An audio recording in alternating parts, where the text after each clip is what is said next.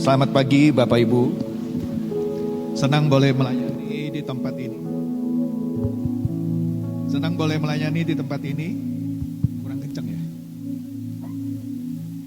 Oke.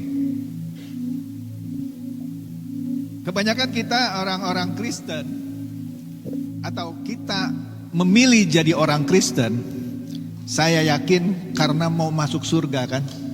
Ya kan, katanya kalau yang sebelah sana belum tentu katanya ya. Kalau orang Kristen jaminan mutu katanya ya. Mati pasti masuk surga katanya. Nah, kita akan mempelajari ini hari ini ya. Bapak Ibu, begitu juga ada orang yang percaya bahwa kalau dia jadi orang Kristen, rajin ke gereja, maka usahanya akan diberkati luar biasa. Dihindari dari sakit penyakit, dihindarkan dari pisau operasi. Ya. Pokoknya aman deh kalau jadi orang Kristen gitu ya. Kemana-mana berkat selalu menyertai katanya. Nah, kita akan lihat apakah benar orang Kristen itu seperti itu ya.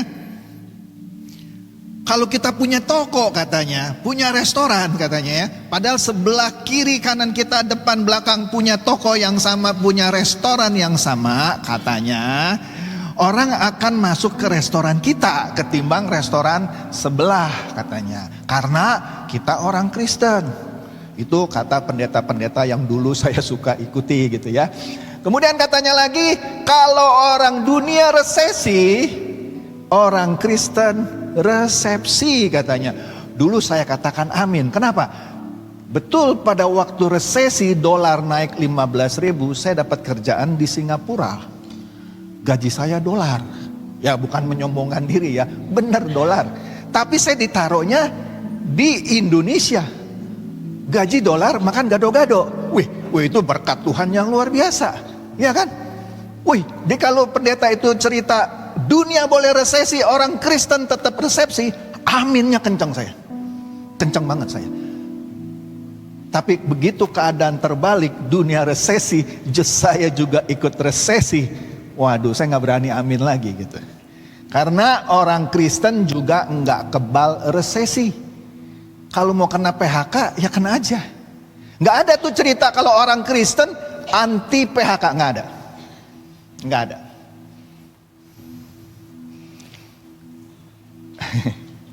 Kemudian satu ketika saya diminta oleh sekitar berapa ya, 20 tahun lalu lah, saya diminta oleh partner bisnis saya yang bukan orang Kristen untuk mewakili dia di satu seminar tentang Hong Shui. Tahu dong Hong Shui ya, itu kepercayaan orang Chinese lah gitu ya. Untuk mengatur tata letak ruangan, meja, bagaimana supaya mendatangkan rezeki. Saya bilang sama dia, dia bukan orang Kristen, dia Buddhis. Saya bilang, bos, you tahu kan saya orang Kristen, saya gak percaya yang begini ya. Tapi please deh, wakili saya. You datang, absen, tulis nama saya, you duduk sebentar, habis itu you pulang. Tolonglah, wakili saya. Ya udahlah. Saya datang sambil menunggu pembicaranya seorang Bante, biksu Buddha. Saya sambil duduk begini nih, pakai ilustrasi ya, ini bangkunya saya pinjam. Saya seperti gak menghargai biksu itu, saya duduknya selengean begini. Karena saya gak percaya Hong Shui, saya juga, mohon maaf, waktu itu saya tidak menghargai biksu ini. Kemudian begitu dia mulai bicara, pelan-pelan postur tubuh saya dari yang asal-asalan begini, pelan-pelan saya perbaiki. Sampai akhirnya saya duduk tegak begini. Saya melihat harusnya pendeta-pendeta Kristen kalau ngomong harus seperti biksu ini. Harus saya hormati dia. Kenapa? Begini Bapak Ibu. Dia cerita. Hong Shui itu ada dua. Satu yang berbau klinik, satu yang scientific. Contohnya, Bapak Ibu kalau beli rumah atau bangun rumah, janganlah yang tusuk sate. Penjelasannya sederhana, kalau ada orang mabok, rumah Anda ditabrak gitu kan. Itu scientific. Bikin rumah jangan di daerah yang lebih rendah. Nah kalau ini Bekasi ini agak tinggi yang sini ya, jadi nggak kena banjir ya. Nah itu Hong Shui yang scientific. Yang dataran rendah, banjir. Dan seterusnya dan seterusnya. Saya bilang, wah ini bagus nih. Ya kan? Kemudian dia ngomong lagi. Orang yang percaya Hong Shui akan mengubah nasibnya, orang bodoh. Wah kaget saya. Padahal dia ahli Hong Shui, tapi dia ngomongnya orang yang percaya Hong Shui itu akan merubah nasibnya, orang bodoh. Wah baru kali ini saya dengar ucapan ini dari seorang ahli Hong Shui. Selama ini semua ahli Hong Shui kan promosinya, kalau you dengerin saya, nanti restoran you 3 bulan lagi rame. Nanti rezeki kamu melimpah. Enteng jodoh. Dan ini baru kali saya dengar orang yang percaya Hong Shui itu akan mengubah nasibnya adalah orang bodoh. Nah ini baru nih. Ya kan, makanya duduk saya rubah. Wah saya mau dengar nih, aturan saya mau pulang cepat, enggak tuh. Kemudian dia ngomong lagi. Sebagai ahli Hong Shui katanya, saya kasih tahu rahasianya. Hong Shui itu hanya membantu Anda 25%. Contoh, kalau bikin restoran, ya carilah lokasi yang strategis. Jangan, ya itu kan salah satu faktor yang membantu supaya restoran itu dikunjungi. Itu cuma 25%. Kemudian 75%-nya adalah Anda sendiri. Wah, ini mirip Pak Eras nih yang bilang tanggung jawab gitu ya. Kan kita kan salah satu pilar adalah hidup bertanggung jawab. Nah ini baru nih ahli Hong Shui yang benar. Pendeta harusnya ngomongnya kayak begini gitu ya. Bukan khotbahin bahwa kalau jadi orang Kristen pasti toko Anda rame. Aduh ini nih. Saya malah berpikir ini kadang kapan-kapan mesti diundang nih ya ngomong gitu ya. Ini baru orang jujur gitu ya. Kemudian dia cerita satu pengalaman dia. Ini yang membuat saya tambah respect sama ini biksu. Satu ketika katanya, dia diundang oleh seorang kaya raya yang punya restoran keren lah. Dia gak sebut lah mereknya. Kemudian datanglah dia karena diminta untuk melihat tata letak ini. Kemudian dia bilang, biksu sudah ada 4 ahli Hong Shui yang rubah kiri kanan atas bawah. Tetap sepi biksu restoran saya. Kalau biksu kan katanya nomor wahid nih, pasti bisa deh. Sebentar ya saya lihat, dia keliling biksunya. Udah keliling lihat, dia duduk. Yang punya restoran bilang sama kokinya, tolong masakin masakan yang paling istimewa punya kita buat biksu ini katanya. Oke. Gak lama keluar makanannya, makan kan bareng-bareng. Ditanya sama pemilik restorannya, gimana biksu sudah lihat kan? Apa yang harus saya rubah? Apa yang harus saya tambah? Kemudian biksu ini bilang begini, mohon maaf saya tidak bisa bantu Anda. Kaget ini yang punya restoran, jangan begitu biksu. Berapa sih yang harus saya bayar? Makin marah ini biksu. Saya bukan soal uang. Saya ngomong yang jujur, saya gak bisa bantu Anda. Dah jangan begitu biksu. Pasti biksu bisa lah, biksu ini merendah. Enggak. Saya kasih tahu ya kenapa saya bilang begini. Ada 5, cuman saya masih ingatnya 4 gitu ya. Pertama, muka Anda gak ada senyumnya. Muka lu asem kira-kira begitu kalau orang Betawi bilang. Muka lu asem. Semua tamu yang datang, lu gak sapa. Muka lu tekuk terus, termasuk sama gue juga lu gak senyum. Bagaimana orang datang, mau datang lagi? Muka lu nyebelin tau gak? Adanya. Terus biksunya ngomong gitu. Lu punya kaca gak di rumah? Tiap hari cermin, belajar ngaca. Latihan senyum, latihan senyum, latihan senyum. Ya, itu nomor 1. Gitu ya biksu ya, iya. Kedua, dari studi Sambil saya keliling, sampai saya duduk di meja makan, kamu maki-maki karyawanmu seperti maki-maki binatang. Di depan orang banyak. Orang yang mau makan jadi hilang nafsu makannya. Kalau kamu mau marahin karyawan, tarik dia masuk ke kantor kamu di belakang. Bicara mau kenceng kayak apa, tutup pintu katanya. Kamu di depan tamu maki-maki karyawan kamu. Gitu ya? Iya. Apalagi biksu? 3. Ini restoran sih keren. Tapi tadi saya ke toilet mau muntah katanya. Kenapa? Bau WC lu. Gila lu. Orang mau makan ke WC jadi gak nafsu. Bersihin dong. Masa lu gak kontrol itu yang namanya WC begitu bau katanya. 4. Ini makanan yang paling enak di restoran ini. Iya. Minggu lalu saya diundang di restoran seberang restoran Anda. Makanan lu yang paling enak ini gak ada apa-apanya sama yang di seberang.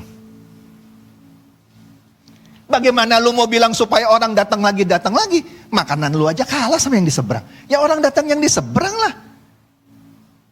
Pakai otak katanya. Wih, keren nih biksu. Jadi harus gimana? Udah, ada satu lagi saya lupa yang kelima. Udah, lu yang gua ngomong tadi lu benerin. Belajar senyum. Jangan maki-maki karyawan di depan umum. WC diperbaiki. Mutu makanannya ditingkatkan. Oke? Permisi pulang itu biksu. Terus saya tanya, begitu selesai, kemudian biksu dipanggil lagi nggak? Enggak tuh, mungkin setelah dia praktekin dia bagus atau dia kesel sama biksu itu. Ya sudah, saya kan ngomong jujur. Saya ngomong jujur. Nah, inilah pertama kali saya dengar ya seorang rohaniawan cerita yang pakai akal budi. Kebanyakan kita dengar, ya di Rehoboth nggak ada lah ya, di luar sana ya. Kalau cerita begitu, Kristen pasti masuk surga, Kristen pasti diberkati, ya kan? Kalau buka tokonya pasti rame gitu ya, dihindarkan dari penyakit. Padahal saya 4 bulan lalu baru pasang ring 2 tuh. Makanya sekarang namanya bisa jadi Lord of the Rings pakai S saya, karena 2, ya. Nggak ada namanya orang Kristen itu bisa terhindar dari itu. Ya kalau makanan saya nggak jaga ya tetap aja harus pasang itu ring. Nggak ada cerita. Oke, itu intro ya. Intro. Nah sekarang kita lihat bagaimana kita orang Kristen. Nah masih berhubungan dengan partner bisnis saya ini yang seorang Buddhis tadi. Kita bertiga waktu itu. Teman saya satu orang Kristen. Yang punya uang paling banyak ya yang ini, yang orang Buddhis. Ini orang terus terang nyebelin partner saya yang Buddhis ini. Bukan karena agamanya ya. Orang yang nyebelin bisa agama Kristen, agama aja bisa nyebelin lah. Bukan gara-gara dia beragama Buddha terus nyebelin, bukan. Nah saya dan teman saya yang Kristen merasa tanda kutip dilecehkan sama partner bisnis saya ini satu. Kemudian partner saya yang Kristen ngajakin saya berkolusi. Apa? Waktu itu kita ingin beli satu server besar komputer. Kita markup aja katanya. Kita markup.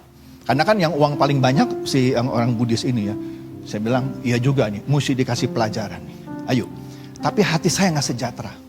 Dalam waktu saya minggu saya panggil partner saya ini. Bro, jangan deh. Katanya kita orang Kristen.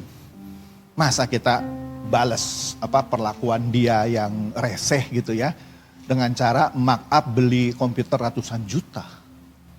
Gimana sih kamu gak komit katanya. Ya enggak lah, janganlah saya bilang. Kalau kita gak suka sama dia, kita ngomong aja, suruh dia perbaiki cara menghadapi kita. Marah dia sama saya. Padahal saya waktu itu di perusahaan itu saya jadi presiden direktur, dia jadi direktur marketing, komisaris yang punya uang banyak, komisaris utama. Marah dia sama saya. Dia boykot semua pekerjaan yang saya kasih dia. Ya gak jalan lah perusahaannya. Gak jalan. Orang Kristen loh. Orang Kristen loh. Ya. terus-menerus diboikot kerjanya. Perusahaan tuh nggak jalan-jalan. Akhirnya dengan berat hati saya panggil RUPS, Rapat Umum Pemegang Saham, kita pecat. Ya kita kasih kompensasi lah. Sahamnya kita beli. Mesejnya apa? Apakah orang Kristen itu jaminan mutu di tengah-tengah masyarakat? No way. No way. Pada waktu itu, orang IT kepercayaan saya ada 2 di perusahaan saya itu. 1 Muslim, 1 orang Buddhis. Padahal kalau orang-orang cari karyawan, cari yang Kristen. Enggak, saya cari orang yang punya kapasitas dan punya integritas. Agama nomor 2. Siapa bilang orang Kristen gak bisa korupsi? Siapa bilang? Nah, ada lagi 1 yang Kristen nih. Begitu saya sidak, kita kantor buka Senin sampai Minggu, karena Sabtu Minggu mesti ada yang piket. Nah, ada karyawan saya yang Kristen yang kebetulan piket dan saya sidak. Komputernya dipakai untuk download bokep. Buka 10 window, ada 10 bokep di download. Lagi makan siang saya datang, astaga, ini komputer buat download bokep. Besok langsung saya pecat. Dari mana yang bilang kalau orang Kristen hidupnya udah pasti benar? Itu gara-gara pengajaran bahwa orang Kristen pasti mati masuk surga. Orang Kristen bikin bisnis pasti diberkati. Sehatannya dijaga, terhindar dari sakit penyakit. Enggak. Prakteknya begitu enggak. Ya. Nah, kita buka nih Alkitab kita. Kalau nggak dibilang saya cerita terus dari tadi ya. Matius 25 ayat 31 sampai 46. Matius 25 ayat 31 sampai 26. Ntar saya buka juga.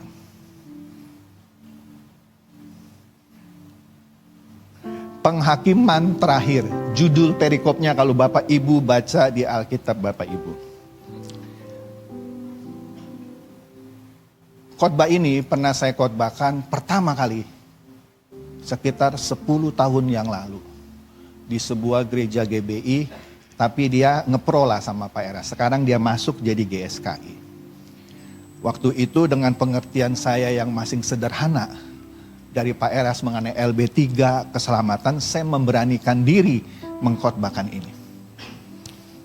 Terakhir Pak Eras juga pernah mengkhotbahkan ini. Dan gara-gara itu salah satunya Pak Eras dibilang sesat. Padahal ada ayatnya. Kita baca ya penghakiman terakhir ini ya.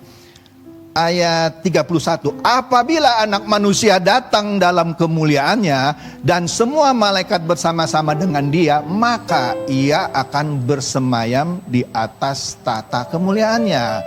Lalu semua bangsa Indonesia, Korea, Jepang, Jerman, Argentina, China, dan seterusnya ya kan, semua bangsa ayatnya akan dikumpulkan di hadapannya dan ia akan memisahkan mereka ya, seorang daripada seorang, sama seperti gembala memisahkan domba dari kambing.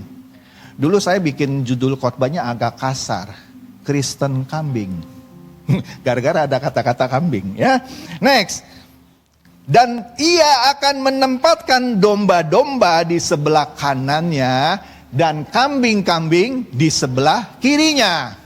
Dan raja itu akan berkata kepada mereka yang di sebelah kanannya, mari hai kamu yang diberkati oleh Bapakku, terimalah kerajaan yang telah disediakan bagimu sejak dunia dijadikan. Sampai sini dulu nih.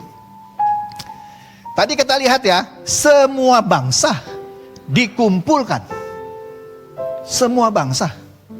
Artinya, ada yang agama Kristen, ada yang agama Buddha, ada yang nggak punya agama. Ayatnya bilang gitu kok. Kemudian raja itu memisahkan seorang dari yang lain. Yang domba ditaruh sebelah kanan, yang kambing ditaruh sebelah kiri. Raja itu nggak nanya, KTP lu lihat dong, coba lihat. Kristen bukan? Enggak tuh. Dia nggak tanya KTP, lagi pula kalau kita mati kan nggak bawa KTP ya. Nggak bawa KTP ya. Ya, oke. Nah, lanjut nih ya. Dia bilang ayat 35 ya. Kan tadi dia bilang kepada mereka yang sebelah kanan yang domba ya. Yang kamu telah diberkati Bapakku, terimalah kerajaan yang telah disediakan bagimu sejak dunia dijadikan. Ayat 35. Sebab ketika aku lapar, kamu memberi aku makan. Ketika aku haus, kamu memberi aku minum. Ketika aku seorang asing, kamu memberi aku tumpangan. Ayat berikutnya. Ketika aku telanjang, kamu memberi aku pakaian. Ketika aku sakit, kamu melawat aku. Ketika aku di dalam penjara, kamu mengunjungi aku. Maka orang-orang benar itu akan menjawab dia. Katanya, Tuhan, bila manakah kami melihat engkau lapar dan kami memberi engkau makan? Atau haus dan kami memberi engkau minum? Bila manakah kami melihat engkau sebagai orang asing dan kami memberi engkau tumpangan? Atau telanjang dan kami memberi engkau pakaian? Bila manakah kami melihat engkau sakit atau dalam penjara dan kami mengunjungi engkau? Dan raja itu akan menjawab mereka, aku berkata kepadamu, sesungguhnya segala sesuatu yang kamu lakukan untuk salah seorang dari saudaraku yang paling hina ini, kamu telah melakukannya untuk aku. Dan ia akan berkata juga kepada mereka yang di sebelah kirinya, si kambing-kambing ini nih ya, kambing-kambing kiri ya, enyahlah dari hadapanku, hai kamu orang-orang terkutuk. Enyala ke dalam api yang kekal yang telah sedia untuk iblis dan malaikat-malaikatnya. Sebab ketika aku lapar, kamu tidak memberi aku makan. Ketika aku haus, kamu tidak memberi aku minum. Ketika aku seorang asing, kamu tidak memberi aku tumpangan. Ketika aku telanjang, kamu tidak memberi aku pakaian. Ketika aku sakit dan dalam penjara, kamu tidak melawat aku. Lalu mereka pun akan menjawab dia. Katanya, Tuhan, bila manakah kami melihat engkau lapar atau haus atau sebagai orang asing atau telanjang atau sakit atau dalam penjara dan kami tidak melayani engkau? Maka ia, Tuhan dalam hal ini ya, menjawab mereka, aku berkata kepadamu, sesungguhnya segala sesuatu yang tidak kamu lakukan untuk salah seorang dari yang paling hina ini, kamu tidak melakukannya juga untuk aku. Dan mereka ini akan masuk ke tempat siksaan yang kekal, tetapi orang benar ke dalam hidup yang kekal. Di sini saya nggak baca ayat bahwa dia memisahkan seorang dengan yang lain. Yang Kristen ditaruh di sebelah kanan sebagai domba, yang non-Kristen ditaruh sebelah kiri sebagai kambing. Saya nggak baca ayatnya begitu. Terus setelah baca ini, kita orang Kristen yang masih suka korupsi, yang masih suka menyakiti hati orang lain, yang masih suka fitnah orang lain, tapi yakin kita kan Kristen. Yohanes 3 ayat 16 bilang, barang siapa yang percaya beroleh hidup yang kekal. Itu pengertiannya sempit atas ayat itu. Tapi gara-gara ayat itu juga yang bikin saya orang Kristen gitu ya. Karena gampang gitu khotbahinnya. Percaya nanti kamu masuk surga. Yohanes 3 ayat 16. Iya ya. Lah kalau kekristenan cuma di Yohanes 3 ayat 16, buang aja Alkitab. Pegang itu satu ayat. Baca seluruh Alkitab. Kemudian tanya, percaya itu apa? Saya pernah bikin kuis sederhana kepada orang-orang Kristen. Bro, percaya itu apa? Yakin. Maksud lu? Yakin kalau kita pasti diselamatkan? Enggak. Arti percaya itu apa? Ya yakin. Udah. Orang Kristen begitu. Yakin. Capek deh. Percaya itu adalah pekerjaan. Buka kamus bahasa Indonesia, Yunani, Ibrani, Inggris, Jerman. Verb.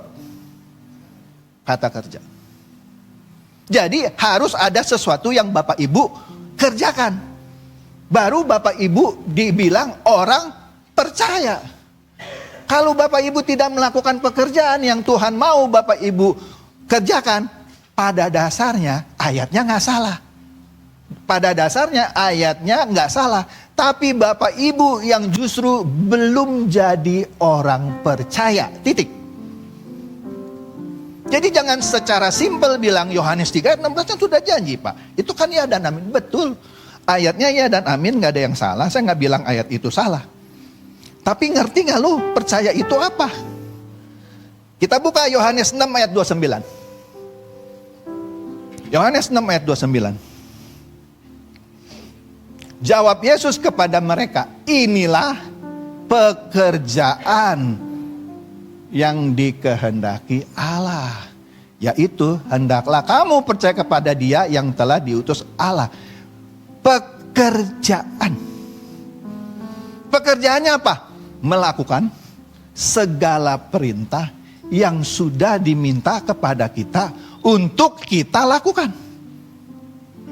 Orang lapar kasih makan, orang haus kasih minum. Ayahnya tadi bilang gitu kan. Tapi berapa banyak orang Kristen, di sini sih nggak ada lah, nggak ada. Di luar sana banyak ya. Yang begitu lihat saudaranya susah, nggak dibantu. Tapi dia lebih bantu orang lain supaya dapat penghargaan. Saudaranya miskin, nggak bisa bayar uang sekolah untuk anaknya, nggak dibantu. Tapi dia memberikan sumbangan supaya namanya tercatat di surat kabar misal. Padahal sederhana. Terus tetap ngaku dia orang percaya. Yang mati masuk surga. Inilah kekristenan yang sudah berabad-abad diencerkan. Pokoknya kalau orang Kristen, rumah kita di surga. Lantainya apa tuh? Permata. Mungkin dindingnya apalah, lupa saya ya. Emas gitu ya. Udah, dia terbuai. Dia terbuai simple di situ. Waktu ketika ayah saya meninggal, seorang datang terlambat ketika peti jenazah ayah saya mau dibawa ke mobil jenazah. Dia tanya, bro, ayahmu terakhir sudah ikut Tuhan belum? Capek deh. Maksudnya, kalau ikut Tuhan aman bro, masuk surga dia. Oh gitu ya, saya tinggal aja. Enggak, maksudnya pertanyaannya itu menunjukkan hal seperti itu kan, yang bahwa kalau you jadi orang Kristen, you mau mati kapanpun, Bapak menanti di surga katanya ya. Kamu sudah punya rumah. Oleh karena itu orang Kristen, kebanyakan di sini enggak lah, di luar sana ya, itu hidupnya begitu-begitu aja. Hidupnya begitu-begitu aja. Kenapa? Dia sudah dapat janji, PHP sih, PHP. Lu mati, masuk surga. Jadi dia gak peduli. Mau nipu terus. Mau kejam sama karyawan, kejam terus. Dia peraslah karyawannya. Dia tidak perhatikanlah kesejahteraannya. Dan masih banyak lagi lah. Tapi dia percaya kalau jadi orang Kristen, rajin datang ke gereja, kasih persembahan dibanyakin, nanti restorannya rame. Restorannya rame. Tokonya akan banyak dikunjungi. Saya berkali-kali waktu itu di tempat saya yang lama ya, setiap kali habis ikut seminar dari gereja, ucapan para aktivis dan pendetanya begini, bro, wah you akan diberkati. Setelah ikut seminar ini, you lihat, nanti you punya bisnis akan berlipat-lipat. Ya dulu saya amin. Ya, bagaimana bisnis saya berlipat-lipat kalau bisnis saya nggak benar, ketangkap sama KPK dan seterusnya? Ya enggak juga lah. Diperiksa saya. Nggak ada. Bagaimana bisnis saya berkembang kalau saya tidak membuat inovasi-inovasi atas produk yang mau saya jual? Oke lah, Tuhan kasih saya hikmat. Hikmatnya harus saya pakai dong. Bagaimana buat produk yang supaya bisa bersaing sama kompetitor yang disukai sama konsumen. Kalau itu saya tidak lakukan, lama-lama mungkin produk saya ditinggalkan, kalah sama toko sebelah yang bukan orang Kristen, tapi dia inovatif. Ini fakta Bapak Ibu. Kemudian kalau Bapak Ibu motivasi jadi orang Kristen supaya diberkati dan jadi kaya raya, harusnya mohon maaf Bapak Ibu malu sama Pak Haji yang di Tanah Abang.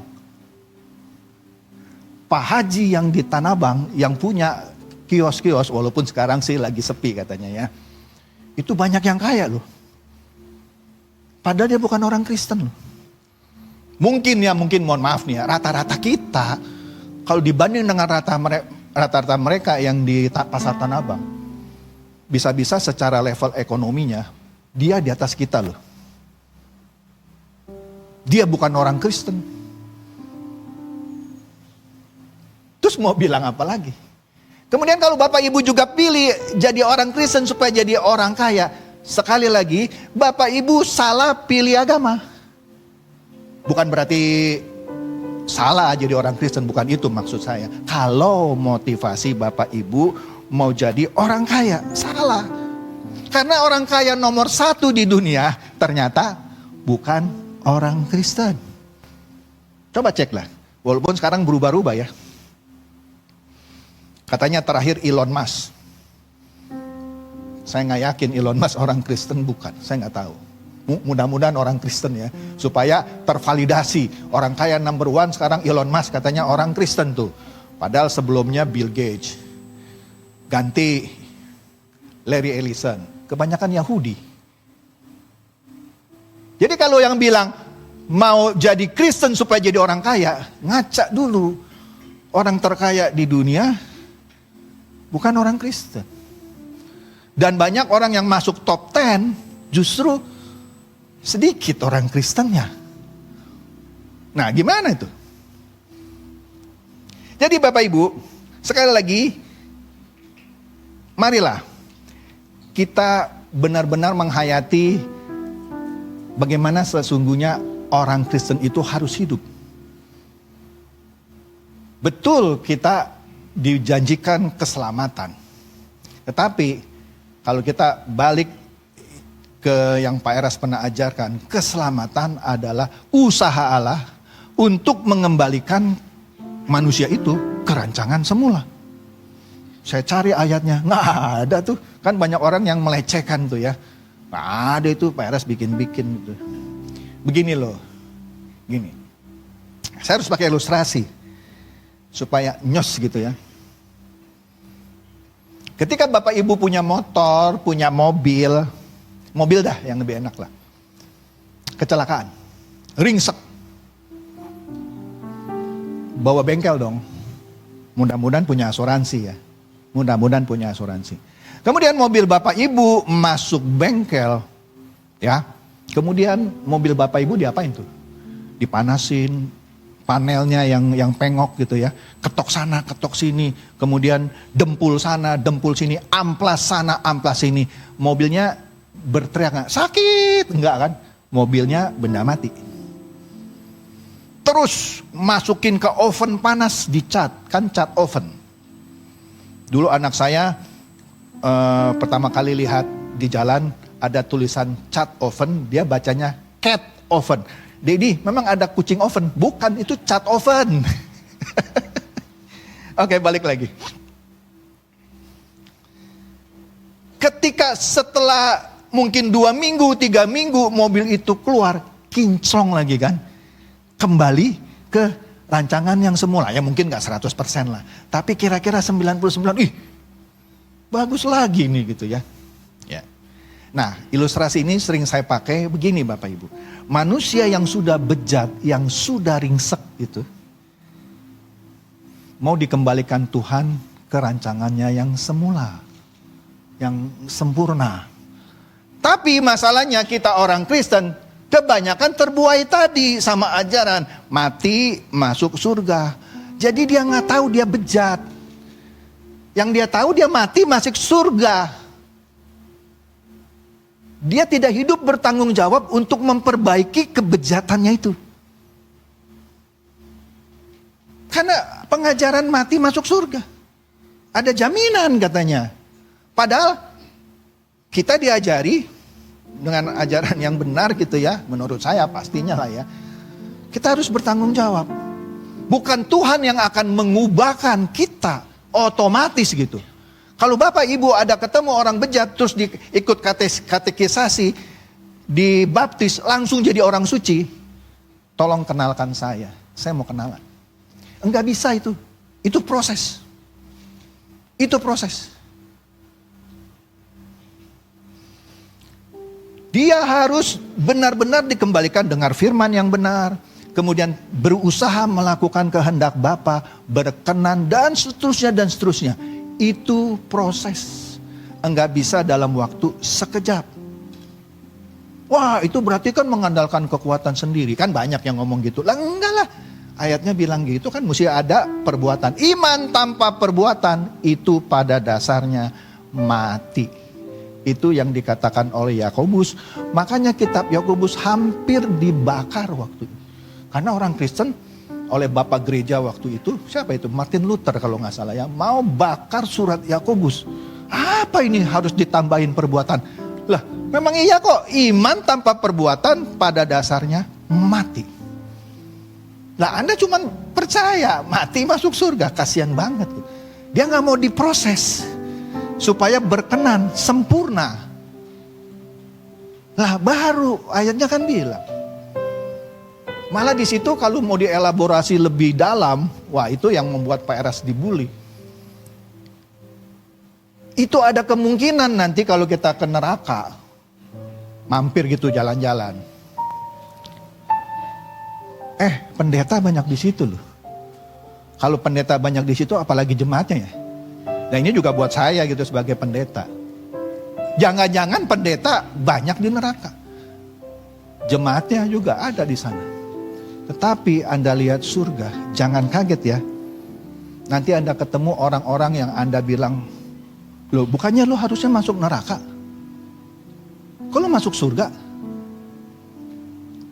Ayatnya bilang apa? Dikumpulkanlah semua bangsa. Wah berarti Pak Eras ngajarin ada keselamatan di luar Kristen? Enggak bro. Jadi maksudnya ada orang yang diperkenan masuk di LB3, catat ya, diperkenan. Karena dia memenuhi ini. Ketika aku lapar, kau memberi aku makan. Ketika aku haus, kau beri aku minum. Padahal yang orang Kristen katanya, enggak lakukan itu. Jadi kambing dia. Nah yang bukan Kristen, dia melakukan itu. Masuk dia. Penghakiman terakhir, tidak lihat KTP. Tapi apa lebihnya dong kalau gitu orang Kristen? Sama orang yang katanya bukan Kristen boleh diperkenan masuk. Kalau kita terus melakukan kehendak Allah dan kita terus disempurnakan, kita ayatnya ada di Wahyu, kita menjadi orang menang dan kita akan memerintah bersama Tuhan. Itu yang membedakan kita orang Kristen dengan orang non-Kristen. Kalau orang Kristen dibilang yang menang ya, yang menang. Yang nggak menang sih kagak memerintah. Yang menang dia ikut memerintah. Nah, kalau ikut memerintah artinya ada yang diperintah kan? Ada yang diperintah kan? Jadi gampangnya begini Bapak Ibu. Ada orang Kristen yang menang, dia ikut memerintah. Tapi ada orang Kristen yang ya mungkin so-so gitu hidupnya ya. Dia tetap bisa masuk tapi dia diperintah sama orang-orang Kristen yang menang. Simpelnya begitu aja deh. Begitu juga orang-orang yang diizinkan masuk ke LB3, dia nggak bisa memerintah. Yang memerintah itu hanya hak orang Kristen yang menang. Kita buka Wahyu 3 ayat 21.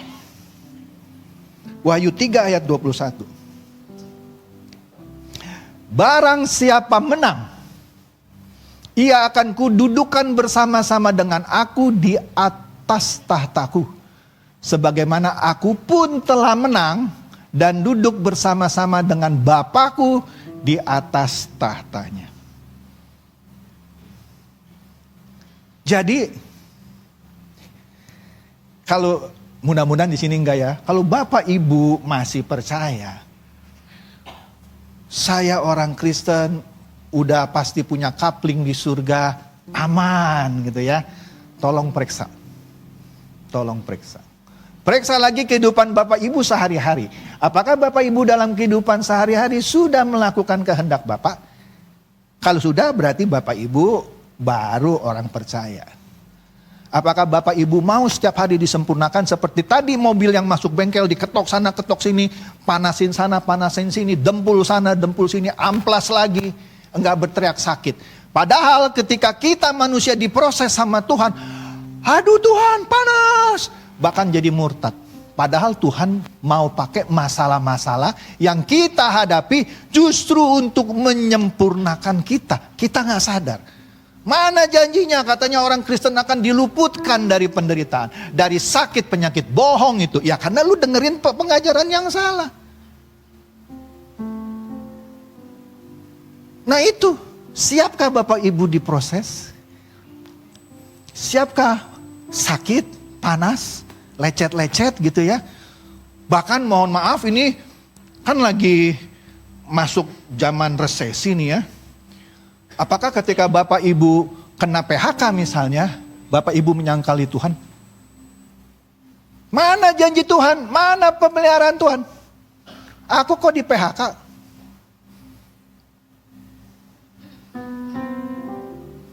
Satu ketika, ini bocorin rahasia pribadi sedikit lah ya. Anak saya yang dewasa yang sekarang lagi di Jepang, dia udah kerja. Sejak dia SMP, bakat lukisnya tuh luar biasa. Dia demen beli komik Jepang. Kalau ada tamu datang, dia taruh komiknya di atas meja, dia ambil kertas, dia tiru gambar yang di komik Jepang, kemiripannya 80%. Kemudian ketika ditanya, kamu besar mau jadi apa? Padahal dulu dia kalau di sekolah rankingnya bagus, fisika, matematika rata-rata 8 gitu ya. Pikiran kita dia mau jadi dokter lah, mau jadi apa gitu. Saya mau jadi mangaka. Mangaka itu ahli bikin komik Jepang. Mamanya marah. Maaf Ma ya. Kapan kayanya jadi mangaka? Enggak. Kata mama saya, kata ibunya. Mama nggak tahu. Yang bikin Doraemon kaya mah. Yang bikin Ben 10 itu kaya mah. Ya itu 1 dari 1000. Terus anak saya bilang yang perempuan, saya bisa jadi 1 dari 1000 itu katanya. Wah sombong banget tuh anak saya. Tapi sayangnya ketika dia lulus SMA, saya dalam keadaan resesi di bawah jurang. Nanti kapan-kapan lah saya ceritanya lah, ini cepet aja deh. Anak saya 2 tahun tidak bisa kuliah. Gak ada duit. Padahal katanya kan penyertaan Tuhan terhadap orang Kristen dipelihara gini. Enggak tuh, kalau lagi jatuh, jatuh aja. Dan jatuhnya saya bukan gara-gara saya bikin salah loh. Saya sempat marah sama Tuhan. Kejadian itu cukup untuk membuat saya meninggalkan Tuhan. Saya konsultasi sama Pak Eras. Salah saya apa Pak? Saya nggak nyuri, nggak bohong. Malah diajakin teman untuk beli mesin ratusan juta, saya tolak. Kenapa saya harus dibikin begini? Anak saya nanya sama mamanya, mana penyertaan Tuhan? Mau nangis saya. Tapi dia nangis duluan. Lu jawab deh, gue nggak bisa jawab tuh. Mana penyertaan Tuhan? Iya ya, saya juga mikir ya, pertanyaannya sederhana. Mana pelindungan Tuhan? Dedi pelayanannya bagus. Itu saya sudah ada di Rehoboth Pak. Saya nggak pernah cerita aja, baru sekarang saya bocorin. Artinya orang Kristen itu tidak kebal resesi kan. 2 tahun dia tidak bisa kuliah. Pak Eras bilang, tenang aja Pak Chandra, bisa dilewati kok katanya ya. Tuhan lagi kuras tangki kamu. Lah, tapi tangki saya bukan hasil nipu Pak. Udahlah, udah kamu jalani aja katanya. Kemudian, karena mamanya gak bisa jawab, saya yang jawab dah. Kan mamanya bilang, lu jawab deh, gue gak bisa jawab tuh. Pertama kali pusing juga, tapi kan pendeta akalnya banyak ya. Saya pakai cerita Ayub, ya kan? Coba lu lihat Ayub tuh, salahnya apa? Tuhan bikin dia sengsara. Pokoknya udahlah, sabar aja. Pokoknya nanti pasti bisa lah. Kira-kira gitu ya. Untunglah, alhamdulillah. Akhirnya dia bisa pergi. Bisa pergi. Sekarang dia sudah di sana, sekarang malah saya pusing. Suruh dia pulang, gak mau pulang-pulang. Karena tahun depan dia akan dapat permanent resident. Dan kemungkinan besar susah nih mau narik anak pulang. Kadang-kadang nyesel juga, kenapa gue kirim gitu ya. Dia enak di sana, kemana-mana aman gitu. Oke lah, itu singkatnya ceritanya. Artinya, saya pernah mengalami itu. Orang Kristen hidupnya, ya nggak 100% benar sih ya. Masih ada bengkok sana, bengkok sini. Tapi saya nggak nyuri, nggak nipu, nggak apa. Kenapa harus dibikin susah sama Tuhan? Tapi justru dari pengalaman buruk itu saya tahu ini cara Tuhan memproses saya. Nggak usah diceritain dulu deh ya, maksudnya apa diproses. Ada, saya harus menemukan apa-apa yang harus saya perbaiki. Setelah saya hidup lebih bertanggung jawab, lebih ini, Tuhan pulihkan kehidupan kami. Saya pernah loh, berapa ya? Kira-kira 2 tahun terakhir, punya mobil yang 10 tahun nggak diganti-ganti. Dulu saya punya kebiasaan mobil tuh maksimum umurnya 5 tahun. 5 tahun ganti beli baru, 5 tahun ganti beli baru. Ini 10 tahun gak ganti-ganti, gak ada duitnya. Bapak Ibu kalau kayak mage kan nanjak dong ke atas ya. Atau ketika mobil saya mau nanjak, gak bisa nanjak Pak. Karena mesinnya mesti turun mesin. Gak ada yang tahu kan. Turun pelan-pelan. Suruh anak saya, kamu cari parkir yang di bawah lah. Pokoknya cari lagi mana. Kalau lagi pelayanan kedukaan, ke tempat yang misalnya di Jelambar itu kan nanjak ya. Saya bawa anak saya, yuk parkir di bawah, Dedi naik. Karena kalau saya naik atas itu mobil gak bisa naik. Tapi saya jalani kehidupan seperti itu. Karena saya tahu ini saya lagi diproses sama Tuhan. Tuhan mau ikut campur dalam kehidupan saya, ya. Makanya Pak Eras bilang, udah kamu mesti rajin duduk. Saya saya setrika kamu gitu ya. Nah di situ saya banyak belajar. Makanya saya suka heran kalau orang masih bilang Pak Eras beginilah begitu. Dan banyak orang yang sudah banyak dibantu malah terakhir suka nusuk-nusuk dari belakang. Oh itu saya sangat menyesalkan. Terus terang saya banyak berhutang sama Pak Eras atas pengajaran-pengajarannya yang menurut saya ini loh yang benar loh gitu. Jadi nggak bisa kita orang Kristen udah dijamin langsung masuk surga. Enggak. Bapak Ibu harus hidup bertanggung jawab dalam segala hal. Kehidupan rohani Bapak kah? Kehidupan rohana Bapak lah gitu ya. Semuanya tanggung jawab. Kalau bisnislah yang benar. Dan ya tadi kalau ada produk, makanan, inovasi. Kayak tadi contoh restoran, bikin menu boleh bilang the best. Coba compare sama kompetitor. Bener nggak? Itu baru bisa rame restorannya. Kalau kompetitornya di seberang makanannya lebih enak, jauh lebih enak, bagaimana bisa rame? Nah itu perlu kita mengasihi Tuhan juga dengan akal budi. Segenap hati, jiwa, dan jangan lupa akal budi dipakai. Baru Bapak Ibu bisa jadi orang Kristen yang berhasil. Terakhir ini janji terakhir. Yakobus 2 ayat 13. Yakobus 2 ayat 13. Sebab penghakiman yang tak berbelas kasihan. Maksudnya penghakiman itu gak pakai orang dalam gitu.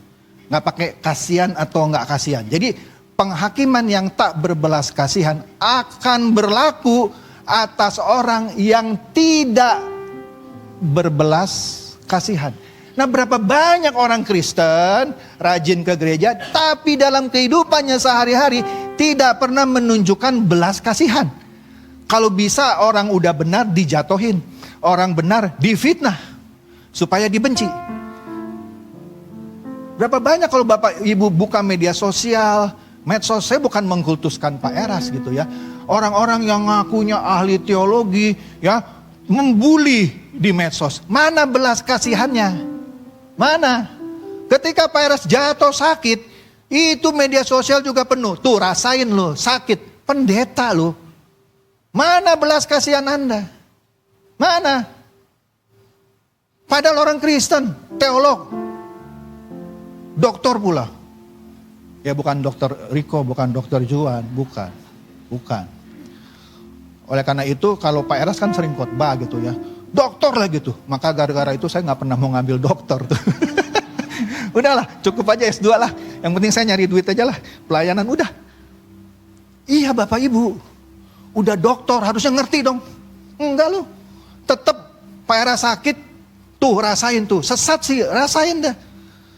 Bisa begitu loh. Aduh, saya nggak habis pikir gitu. Orang Kristen yang harusnya hidupnya lebih benar dari orang-orang yang non-Kristen, dia mempertontonkan kehidupan yang tidak berbelas kasihan. Lanjut lagi ayatnya nih ya. Mana tadi? Yakobus 3 ayat ini.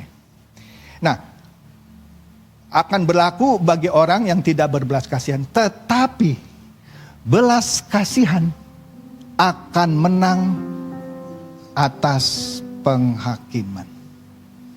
Jadi sekali lagi penghakiman nanti, penghakiman terakhir, bukan lihat KTP Bapak Ibu. Ini salah satu, lakukan gak perbuatan yang Tuhan minta? Lakukan gak ini misalnya dan masih banyak kayaknya kalau saya khotbahkan semua besok pagi baru selesai. Oke Bapak Ibu, semoga kebenaran firman Tuhan ini boleh Bapak Ibu bawa pulang dan Bapak Ibu praktekkan dalam kehidupan sehari-hari. Amin. Saya minta bantuan singer. Saya mau nyanyi menyenangkan hati Tuhan. Mohon maaf ya, saya nggak pintar nyanyi. Kalau suaranya agak fales-fales, mohon dimaklumi ya. Saya mesti belajar sama Ibu Jen ini. Ya, saya nggak pintar nyanyi, tapi mau nyanyi. Oke, menyenangkan hati Tuhan.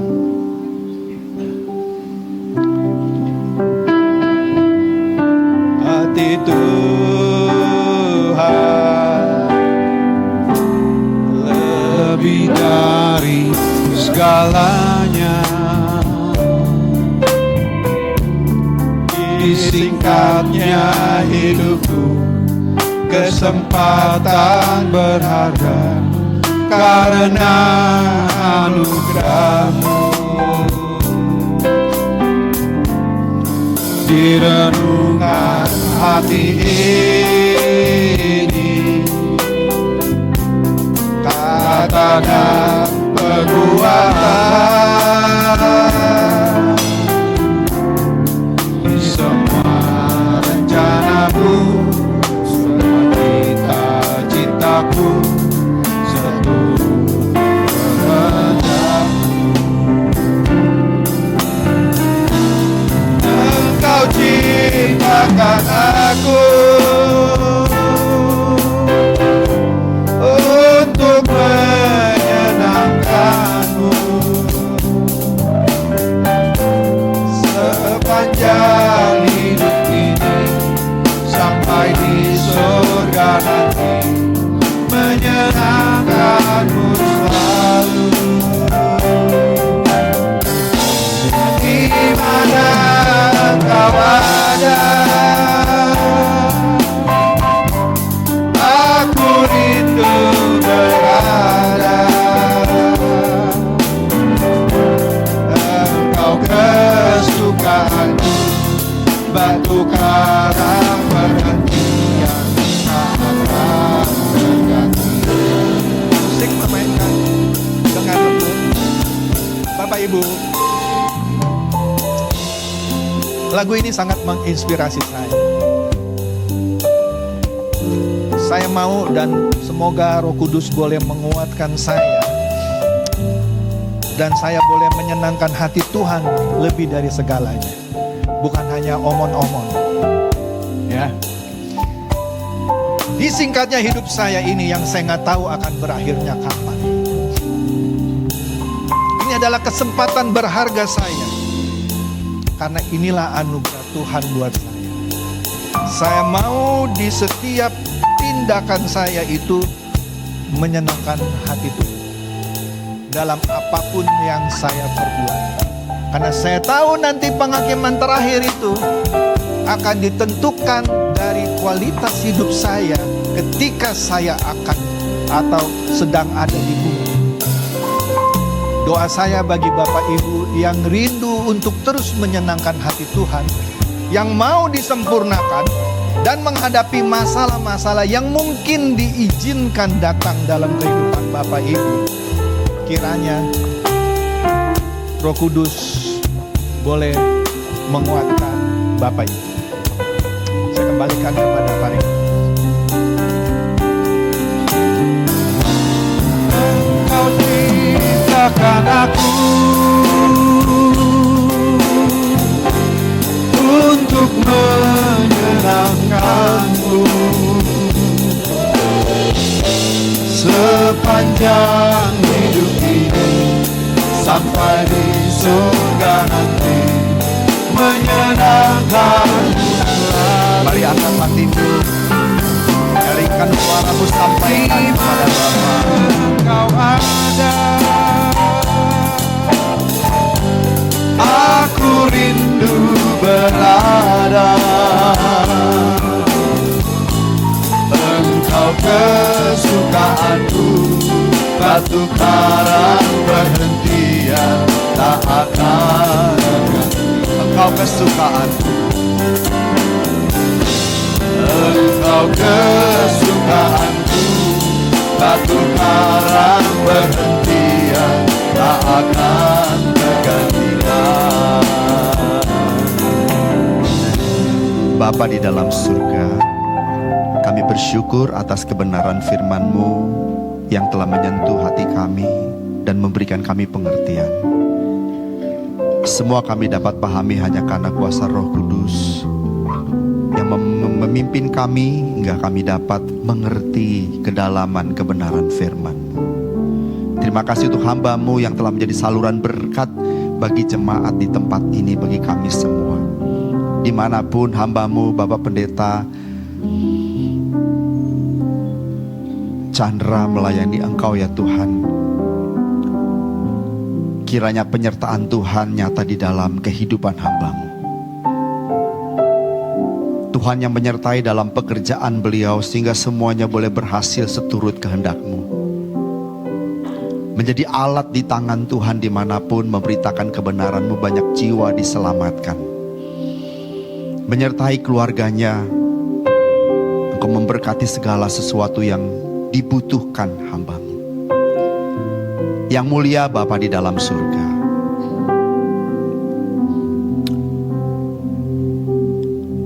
kami menyerahkan setiap umat-Mu yang lemah. Jikalau mereka dalam keadaan sakit ya Tuhan, kami mohon campur tangan-Mu, Engkau menjamah dan menyembuhkan. Engkau memberikan kekuatan bagi yang lemah, Engkau menghibur bagi mereka yang bersedih dan berduka. Engkau memberi jalan keluar bagi mereka yang sedang dalam pergumulan. Entah itu pergumulan keluarga, pergumulan ekonomi dan apapun. Bapa berkati mereka. Yang mulia Bapa di dalam surga, setiap umat-Mu yang datang mempersiapkan persembahan mereka, juga Tuhan berkati dalam segala sesuatu. Dibuat Tuhan berhasil dalam pekerjaan mereka. Jikalau mereka mengasihi Engkau Tuhan, Bapa, kiranya orang yang mengasihi Engkau boleh melihat pertolongan dan kuasa-Mu. Tuhan berkati hidup mereka. Terima kasih yang mulia atas kebenaran firman-Mu. Patrikan firman-Mu di hati kami. Hanya di dalam nama Tuhan Yesus Kristus kami berdoa. Amin.